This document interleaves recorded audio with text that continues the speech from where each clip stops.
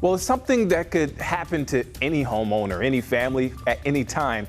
And for some, it has. Toilets and drains making gurgling noises, eventually leading to raw sewage pouring into homes. It's a major health and safety risk and can create significant and costly damage. Now, records show the problem is only growing more common. The city of Charlotte has received more than 900 claims and paid out nearly $2 million to cover damages caused by sewage backups and blowbacks. Investigative reporter Nate Morabito joins us now. Thank you for your time, Nate. I appreciate that. I know this is disgusting. Yes, I'm looking at the images right there. Be real about it. Yeah. It's not easy to look at, but it's happening a lot. I want to start from the very beginning. You've been following this story for weeks. How did you come across the story? All right. Well, so first of all, I'm a homeowner, and I never thought there was any chance this could happen. Like a reasonable expectation that raw sewage could come into my home. I get it from my pipes, maybe, but not from the city pipes. Well, last month, I received a tip about a family that had dealt with this, and it'd been about a year where they'd been going back and forth with the city to try to kind of come to an agreement on how much the city was going to pay. But the greater issue was, why is this happening in the first place? And then this family said, we feel like that the city should not be putting people at this kind of risk. And let's also remember that 6 months prior or so, your colleague, Julia Kaufman, interviewed another family where this similar thing happened to.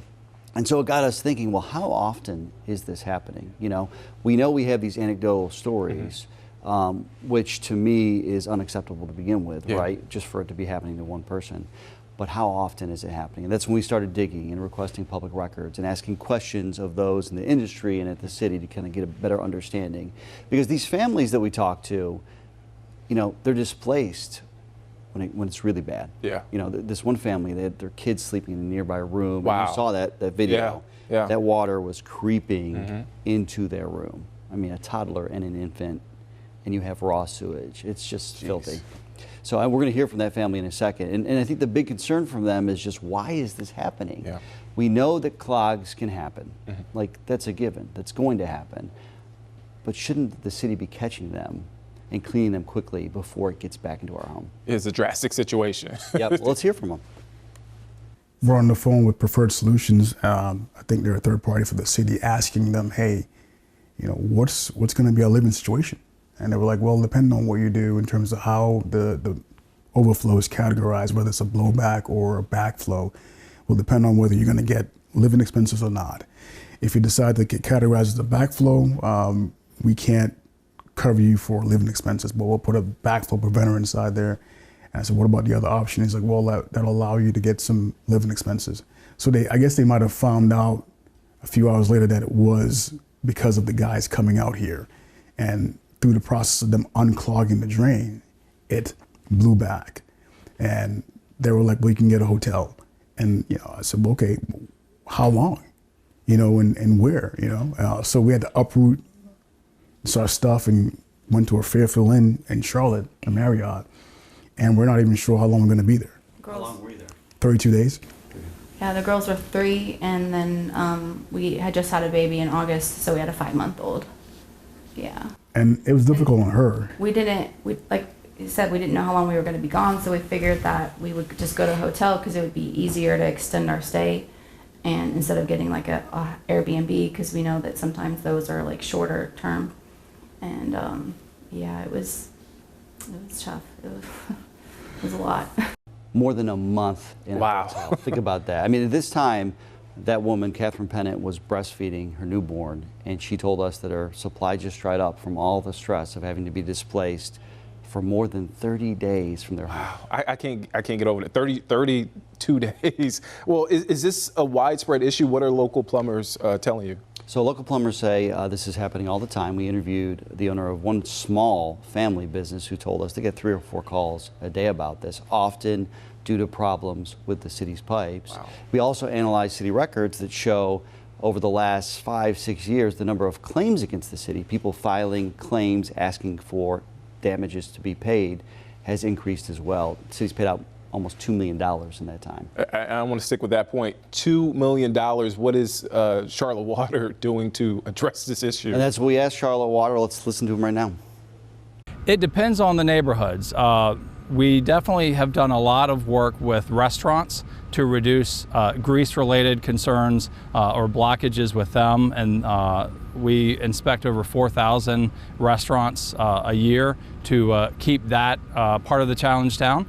The next part is educating people that live in apartments, condos, townhomes, and the general single-family residential customers, people that live in homes, to help them understand that this is preventable. Most blockages are at the kitchen drain. If you pour grease, fat, fatty items, any kind of leftover foods, even healthy oils, they will congeal and stick. And if it doesn't clog your plumbing, it will clog the public's pipes, and that's where we have challenges. Wipes are another preventable challenge that we're trying to educate as many people as possible that these are where blockages usually come from, and that's where we're trying to help get more people to not put wipes down the drain and wipe their frying pans or other items that they're using for cooking and put that in the trash instead of down their drain. A plumber we talked to said if the pipes are aligned properly, wipes should still make it through them. Wipes do not break down like toilet paper, and so they will eventually collect with others and clog. And so we do not encourage flushable wipes, even though that's what they're marketed as. I do want to point out that response puts the onus on us as the people living in the home, and let's be real, it is the city's responsibility to keep its pipes clean and clear. And I will also tell you, while all of that is true, there's also an issue with tree roots, especially when there's a drought. You know, we live in a great tree city. When there's a drought, those roots are kind of looking for water wherever they can find it, and they are breaking through pipes to get it. And the question really is, well, what are you doing to stop that from happening? We understand that we all need to be better about preventing clogs on our end, but it's still happening. So what are you going to do to clear the lines? And look, I'm no expert at all on this, but there are hundreds of sewer lines, correct me if I'm wrong, within the city, and they have only expected at least like 10% of the entire system each year. That's the bare minimum. Okay. And so here's what Charlotte Water tells us. They have enough sewer line to get from Charlotte to Alaska. That's how many miles. So I get it. It is a big job. And at a bare minimum, they are expected to clean at least 10% of the pipes. This year, they're on pace to clean about 20%, which is an improvement as well. But that still means another 80% every year are not getting cleaned. And I guess over 5 years, the idea is that everything would be checked. But, you know, this happens quickly, especially if there's a drought, the roots will move down pretty quickly. And I think that's part of the bigger issue. I understand there's a balance of priorities, too, right? You got resources, you got priorities, you have to kind of pick and choose what you're going to do, which leads to the bigger question, well, are we making this enough of a priority, right? What are city leaders saying? You spoke to someone from City Council. Yep. What are they saying about So this? we talked to Councilmember Tarek Bakari. He is a co-chair of, vice chair of a budget committee for the city. And he said, look, number one, we have to admit there's a problem, right? And, and he says, we're getting closer to that. But look, raw sewage, basic water services, that is not sexy. And a lot of times that doesn't get attention from city leaders, right? Because it's a basic service. But that is what our government is expected to do for us, right? And he said we kind of need to prioritize this, to understand the scope of the problem for all of the city's infrastructure, a lot of it aging, and then come up with a plan to try to, you know, maybe dedicate more money to it. And it will be a lot of money. And it's just a matter of what are we willing to pay and what do we expect in return. I cannot imagine that we're okay with this happening. But I will tell you, the city's stance tends to be more reactive. They would rather pay on the back end when it happens than invest a ton of money on the front end. And they are doing work. I mean, they're testing, using acoustic testing and other technology to try to see where the problem is the worst. And they're trying to clean the pipes that need it the most. They have crews inspecting the highest priority lines. But I guess the question is that enough? And that's not really our job to decide. That's the public's job and leaders' job to decide. And we actually heard from, let's listen in. Yeah, I think that the challenge I've had for a lot of years now, and we're trying to figure out how to emphasize it with my colleagues, is, you know, what is our basic reason for existing as a local municipal government? And are we prioritizing those non-sexy but critically important things as much as we are kind of other projects? And I think the unfortunate answer is no, we're not. We have great Charlotte Water, we have great stormwater teams. They are working very hard, and I have a lot of confidence in them.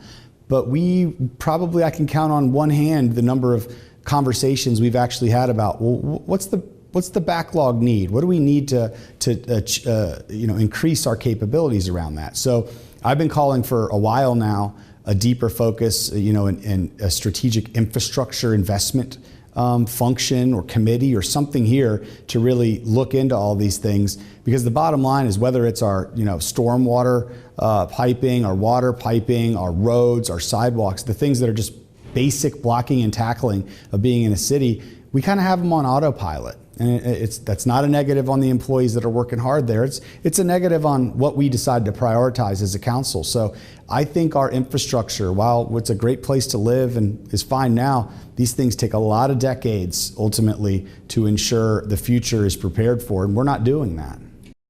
And that was Councilmember Tariq Bakari. I guess take away from what he had to say right there, Nate. Is just look, let's prioritize these basic needs. Yeah. And do we want to make the investment in the long term to ensure that this isn't happening with more frequency? That's the most concerning part to me. Not that it happens. Everything's going to happen from time to time. Nobody wants raw sewage. The city doesn't want raw sewage going through someone's house.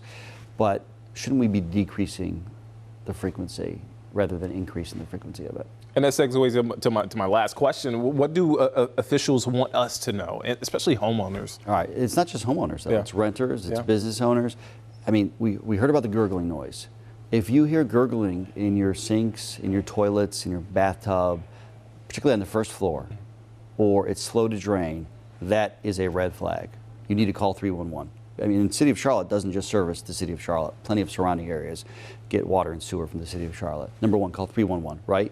Also, maybe call a plumber, because they're going to be able to go out and put a camera down the line and kind of figure out if there's a clog, where there's a clog. Number two, know that if it's the city's fault, they're on the hook for it, and you can push them to make sure they pay for the damages.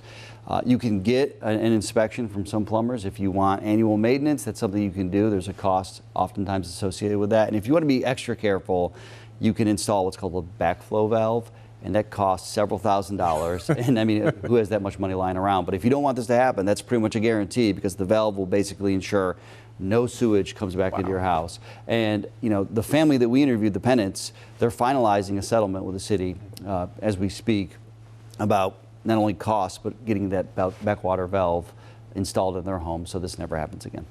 As you said before, this is not a sexy job or sexy story at all. It's disgusting, man, and I hate that we have to talk about it, but truthfully, I don't ever want this to happen in my home. I don't want it to happen in your home. I don't want it to happen in your home. All right, Nate, thank you. And remember, you can find Nate's full report on WCNC.com or the WCNC Charlotte mobile app.